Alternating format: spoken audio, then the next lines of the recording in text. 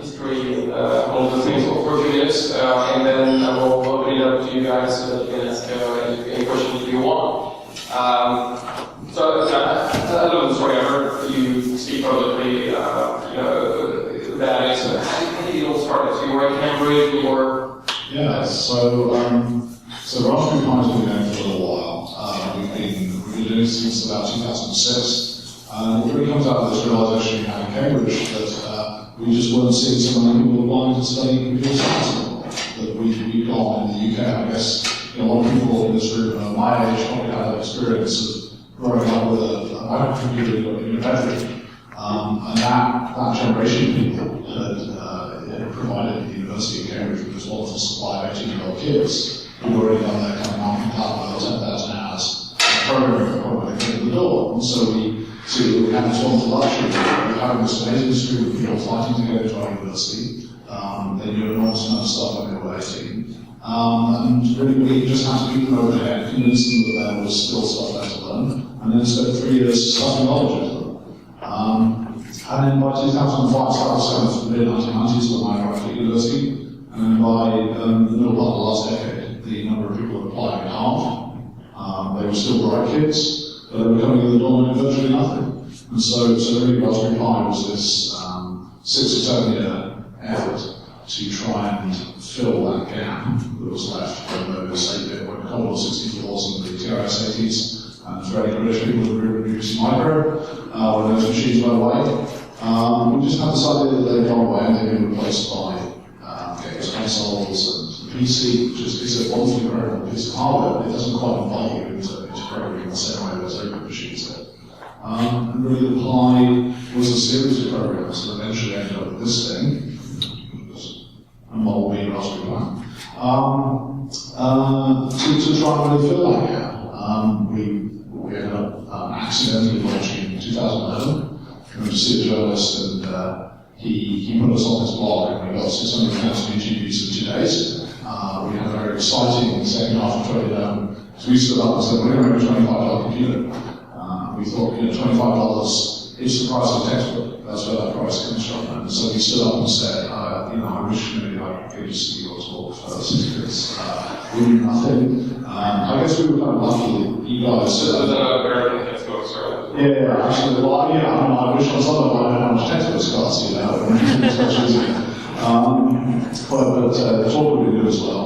I guess by the time we were doing this, we were lucky we kind of ended up... You'd already vacated the market segment of people who had no idiots who didn't know what they were doing. And so that market segment was only free for us. And so we spent 2011 wandering up and down trying to figure out how to make this claim true. We launched in the 29th of February last year. I sold 100,000 Raspberry Pis on the first day. Not only by distributors' websites, our distributors are 2 of the largest electronics component distributors, so we're about 12,000 every UK compiler resistor for any price. And the rest we've just been kind of trundling on, spent a lot of last year mired kind of inventory, supply chain hassles. Towards the end of the year, just before Christmas, finally got to a point where you could buy them and get them delivered to you next day. And then really continuing to develop and sell them to this day. You're saying this was, you didn't want to take up because now you passed the 1 million mark? Yeah, so we just got our next sort of 1 million unit line, the 1 million unit line in the first year. Obviously, 29th of February is a lousy date to launch your product on because it denies you the first anniversary party. We're going to have a really good 4th anniversary party. Yeah, we got our next over the million unit line. We're now at about 1.6, 1.7, so 100,000 units a month. And one of the really neat things is that we've been kind of global from day one. One of these we have an interesting business model, so all of those things that you were talking about, we don't need to do because we're an IP licensing company. I guess a little like Arduino, we have a Arduino, as I understand it from your talk, you have the brand is the main thing that you license. So we have an on-piece of open hardware, so we have the brand and we have the board, and we license both of those things, and we rely on partners to really carry on and do all that heavy lifting for us. The wonderful thing about that is that the 2 partners we work with are both global companies, they're both multi-billion-dollar global electronics distributors, and that's meant that we've been able to sell, say, although we're a UK company, we've been able to sell in North America since day one. We're able to sell almost everywhere. We still struggle, I think, with South America for tariff reasons. It's been an interesting experience. I can resist asking the question about the name, especially the pie. So the Raspberry thing was triggering computer companies. There just aren't that many. There are a lot of triggering computer companies. There aren't that many common fruits left. Raspberry was one of them. It also is a Buddhist fruit because Raspberry is like, so we were lucky. The Buddhist fruit was still available. And then Pi was Python. We went through a lot of iterations of Raspberry Pi. At the point where we picked the name, we were planning to build a thing which could just run Python. And so the PI in Raspberry Pi is the PY in Python. And the reason it's not PY, I made a mistake as well, where you have to explain why the connectors aren't lined up. I have to explain why I can't spell the Python. We really thought that Pi symbol would be a fantastic logo. And of course, when we got our logo eventually, a couple of years ago, which was designed for us in the contest, it turned out all of the entries in the contest that used that Pi symbol were incredibly forced and ugly. So we've ended up with a big picture of a raspberry as our logo.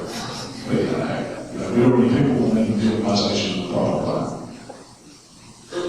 One of the several amazing things about the Raspberry Pi story is what was initially designed to be an accessible computer for kids, you were saying, as to capture the imagination of many people, and so those are doing crazy things with that computer, space-related stuff.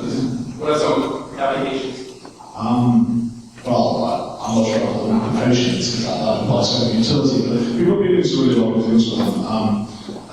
This thing is just a Linux box, right? So anything you can do with a PC, with a Linux PC, you can do with a Raspberry Pi. It's just like a small, low-power, fairly slow Linux box. The ones I really enjoy are the space ones. I'm a real space guy. There's a real movement of sticking these things. We have a little camera peripheral for the Raspberry Pi. We stick these, there's some guys in the UK who stick them on weather balloons and so on, take pictures from 40 kilometres up.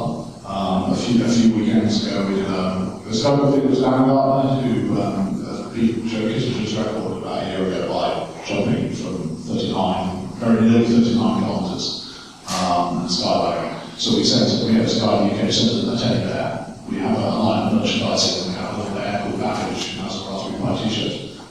This guy in the UK sent Babbage the bear up to about 30 metres higher than Baumgartner jumped from. And then had a capsule which replicated. There's that wonderful shot as he steps off the capsule and jumps into space. And we have this wonderful picture of a wonderful video of Babbage the bear taking his journey with mankind. So those sorts of things are really good. And I think it speaks to some of what Nansen was saying about how platforms like Hardwired and Raspberry Pi can really be used not just to get kids excited about computers and about electronics, but they can be used to get them excited about a whole broad range of STEM subjects. It can be used to get people interested in all of those things. To the extent that we have a shortage of engineers, we also have a shortage of physicists and mathematicians. And so any of these things, one of the wonderful things about computing and electronics is it's one of the easiest places of engineering. You're unlikely to get children to build big bridges across rivers and stuff, but electrical engineering and computer engineering are very accessible to a 5-year-old. So what is the US very good at? We designed it to enable multimedia. Well, we had this idea of 4 things we wanted to accomplish with the Pi. So we wanted it to be cheap, and so we had this kind of broken textbook notion of what cheap is.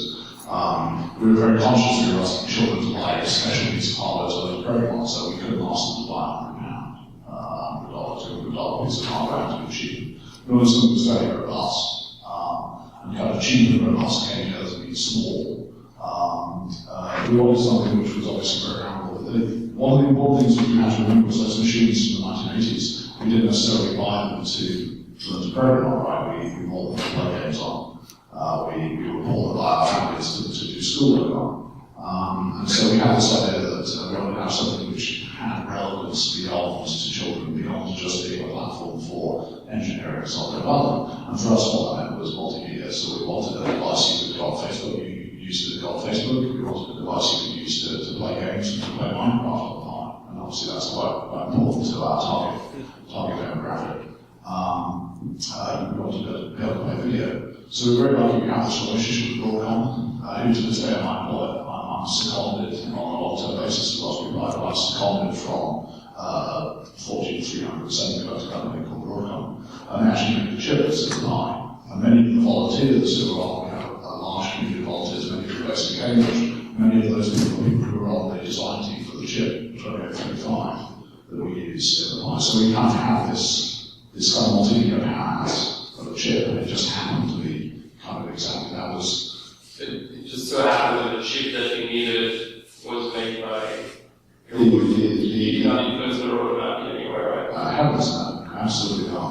There just happens to be this thing was right on the line of graphics processors. It's not the chip that we use. Never, it didn't used to have an ARM in it. It used to be able to run general purpose code. And this chip just happened in 2009, very fortunately for us, to grow an ARM processor the size of Snapchat. But there was absolutely no business involved at all. So tell us about the community. How are you building it, or what's happening in there? Well, so we have a website, raspberrypi.org, and we've had the community before we had anything else. And my life has been really responsible. So my wife is she's a journalist, and very early on after we accidentally announced what we were going to do, we had the domain registered. We sell a WordPress blog and a simple little forum on it. And really before we had any engineers, or really before we knew what we were doing, we had this working full time. She dropped off her freelance work, and she started running our website. So she started writing posts and going on Twitter, moderating the forum. And so really, a lot of this has been very community driven.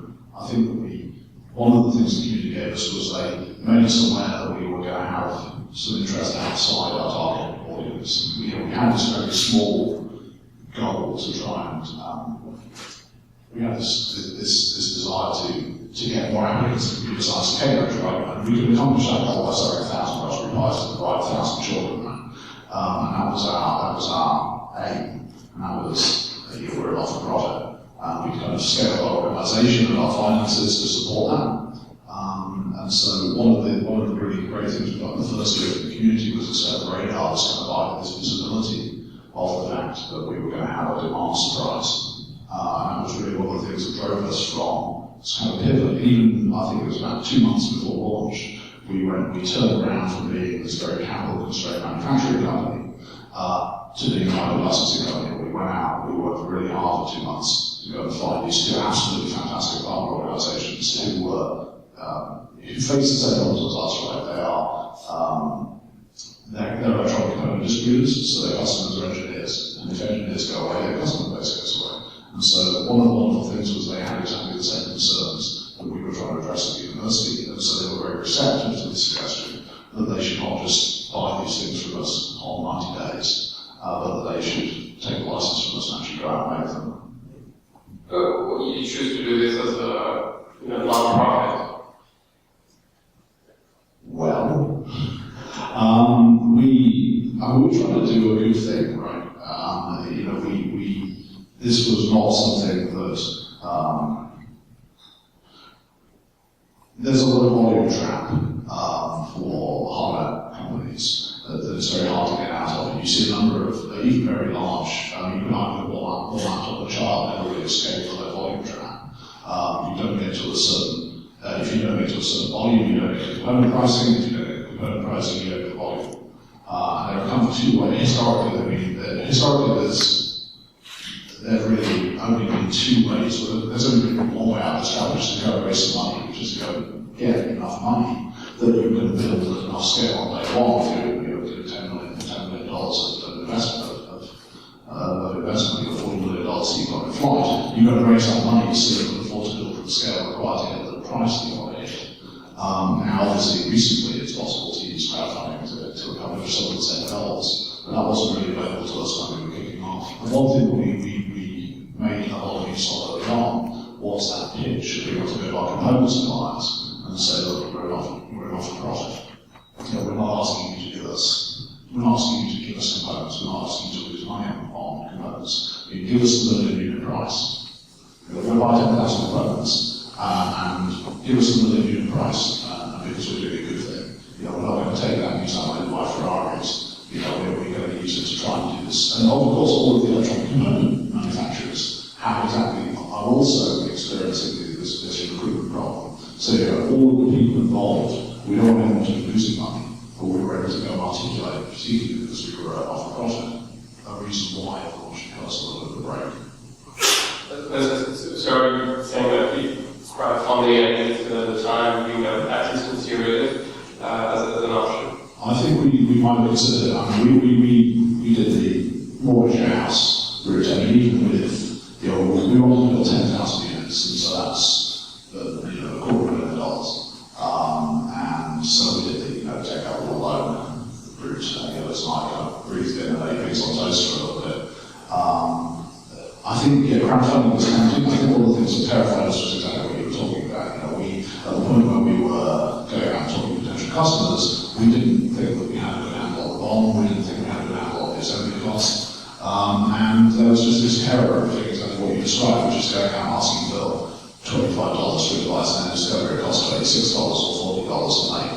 And so there was a feeling that before we were going to ask for everyone's money, it was prudent to go and to have made a significant number. 10,000 was our first batch, and once we'd been able to build 10,000 at the rated cost, then we felt we were more confident about being able to ask for money. Great story. So going back to the original mission of the pie, which is education, where are you in that spectrum? So you build a product and you bring it back to essentially helping children learn on it? Or is it that part of the product? Yeah, so it's amazing how easy it is to get distracted by the business side of the business, by the hardware side of the business. We really spent our first year, maybe really up until now on this, just dealing with the practical logistics, even though we're a licensing company, so a lot of the kind of box moving isn't what we have to do. Just the logistics of managing the design, coping with all the fairly small amount of attention we had. So it's only very recently that we've actually got the attention back to go and try and do the education mission. We've just hired a chief executive, so we split the organisation into a charity. So back at the start of the year, we split the organisation into a charity and a wholly owned trading subsidiary, which is something in the UK is the recommended structure for any charity that's primarily funded by trading activity rather than by shaking it in on the street corner. It's encouraged to have certain charities that run shops, for example, are encouraged to have that structure. Now, I've been running both of those organisations, but with most of my attention on the trading company. A couple of weeks ago, we hired somebody now to be the CEO of the foundation, so we actually have a full-time chief executive of the foundation. And really, it's this going to be this next year where we try and take some of the money we generated from selling pie. I mean, Lance, our new foundation CEO, is going to then have a go at deploying that to advance the mission in the UK and elsewhere. Great. So as far as I want to open it up to questions. Unless people are interested in that release, let's start working. Shall I say Internet of Things? I'll give you my mic. Thanks. You spoke a little bit about how you have sort of two audiences, the original educational audience and now all the hobbyists who are doing these weather balloon drops. With some of the other products that are coming to market and some demands that people are making from Raspberry Pi, can you talk about where you'd like the project to go and whether those two goals or those two sort of customer bases are conflicting with each other? Yes, so I think to make the two customer bases happy is there's a certain amount of platform level work that we have to do, like platform level software engineering, a little bit of platform level hardware engineering, where there's some commonality between those. Give an example of that would be implementing a fast composite window system. We want to have a really shiny flash window system, so with that kind of expose style window steel, which was visible, that sort of thing. And that's useful for people who are trying to use it in a hobbyist or an embedded multimedia environment. Making USB stack more performant, making the SD card more performant. Those are things which benefit everyone. I think there is a point of divergence, though, a lot of that's around form factor. We have this form factor which is very focused on being a local computer for kids. It's actually not a great form factor for being a steady-bedded industrial community.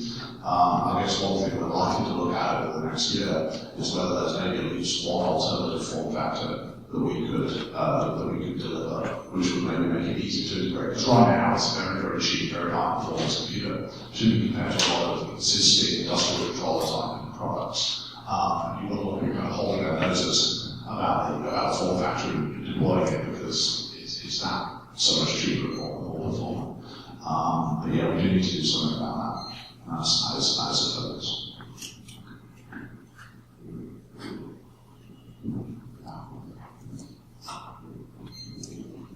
Hi, I'm Anton from Economic Technologies. So you were talking about education a lot. Did you see the Raspberry Pi being developed and pushed more to like lower, poorer countries in Africa, things like that? So the developing world thing was not really something that we were at all focused on. It's still, I think it's something we'd like to go and look at. I think now we have Lars on board as chief executive, we were very keen that he will go. I think he should, although we're still very focused on the developed world and on children's education for the developed world, I think there is an argument that these kind of low-cost ARM-based Linux platforms are a really good alternative to more traditional PC-type platforms for the developing world, for use in the developing world as general purpose productivity machines. So there's really no reason to go and ship PCs into Africa. They're much cheaper, more power efficient things which will accomplish the same goal. We see a lot of it happens a lot, and it tends to happen with people buying Raspberry Pis and putting them in suitcases and taking them to Africa. So there's a lot of unofficial stuff going on. I guess I took on an intern over the summer to look at whether there were one or two of those things that we could just do a little light touch support on, not really try to pick winners, but just put down a few fairly cheap bets specifically in Africa to see if we can make that work.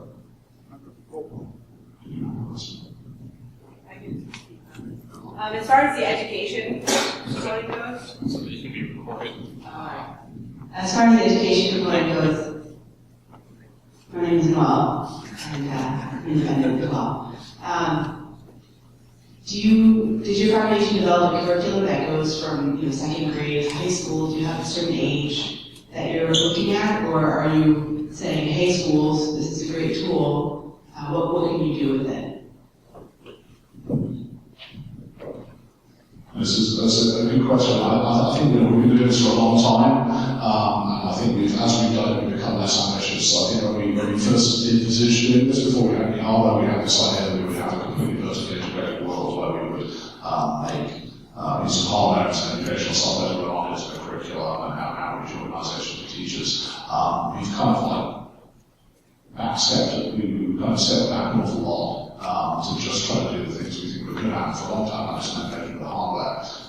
One of the nice things about the Linux box is there's a vast amount of educational software out there, a vast amount of for every market, and of course, particularly in the US, where you have 50 separate curricula in a lot of school systems. There's a lot of material that's being synchronized onto a particular curriculum, but that happens to use open source educational software.